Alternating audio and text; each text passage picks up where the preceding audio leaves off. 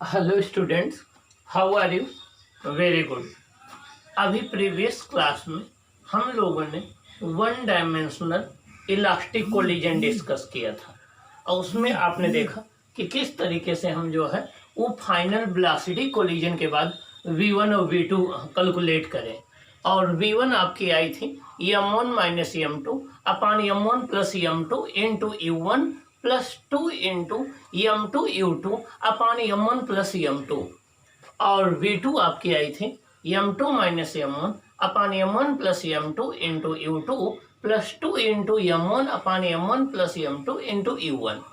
अब हम उसके कुछ स्पेशल केसेस देखेंगे जिनका हम डेली लाइफ में फ्रिक्वेंटली ऑब्जर्व करते हैं, उन पर बेस्ड न्यूमेरिकल भी आते हैं। तो आइए हम देखें उसके स्पेशल केसेस क्या होते हैं फाइनल वेलोसिटी कैलकुलेट करने के। इसके हम 4 केसेस डिस्कस करेंगे। आइए हम देखें some special case in one dimensional collision. One dimensional collision के हम कुछ स्पेशल केसेस देखेंगे। पहला केस है when both bodies are of equal mass. जब दोनों बॉडी इक्वल मास की हैं, means if m1 equal to m2 equal to m, दोनों इक्वल मास की हैं, तो हमें देखना है कि फाइनल वेलोसिटी क्या होगी।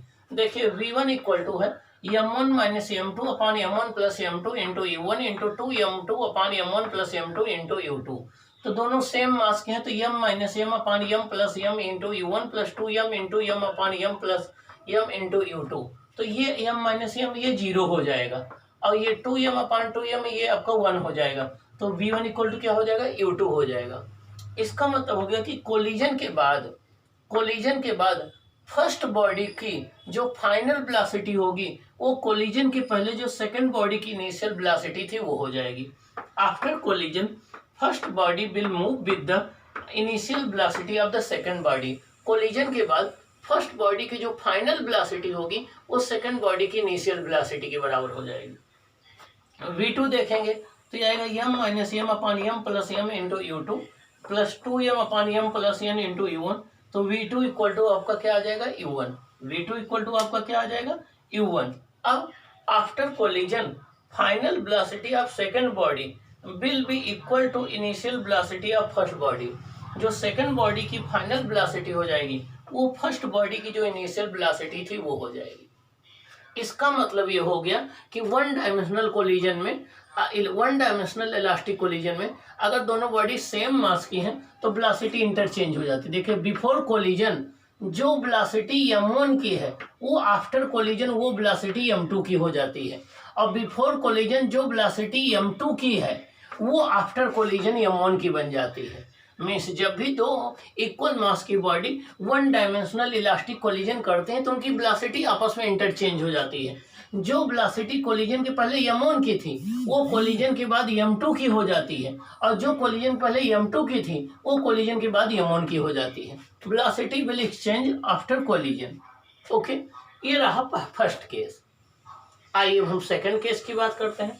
सेकंड केस है m1 इक्वल टू m2 है, u2 0 है, मीन्स सेकेंड बॉडी रेस्ट में है, दोनों के मास सेम है।